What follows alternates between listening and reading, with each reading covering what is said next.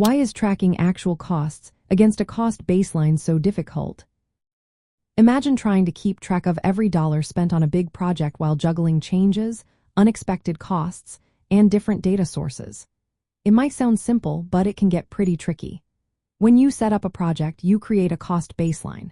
This is a detailed, approved budget that shows how much money should be spent at each stage of the project. It includes estimates for labor, materials, equipment, and other resources, all spread out over the timeline. The goal is to have a clear plan to compare against as work progresses. But several things make it tough to track actual costs against this baseline. First, scope changes happen all the time. Maybe the client asks for extra features or the project team finds a better way to do something. These unplanned changes can increase costs beyond what was originally planned. Without strict change control processes, it becomes hard to justify or explain these differences. Next, initial estimates are often not perfect. If the original numbers are too low or incomplete, the baseline won't match reality. This mismatch makes it difficult to tell if the project is on track or if costs are just higher because of poor planning. Timing also plays a role.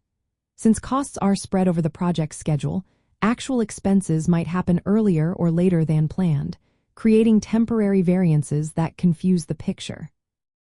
External factors can also throw things off. Fluctuations in market prices for materials or labor rates can cause actual costs to rise unexpectedly.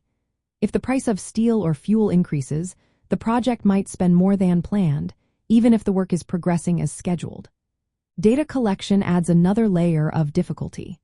Cost information often comes from multiple sources like contractors, suppliers, and internal teams. If this data isn't integrated quickly or consistently, it can lead to gaps or delays in reporting.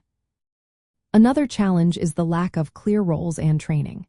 If team members don't understand how to track or analyze costs properly, the data may be inaccurate or incomplete. Finally, managing changes to the baseline itself is tricky. The cost baseline should only be updated through formal change control procedures.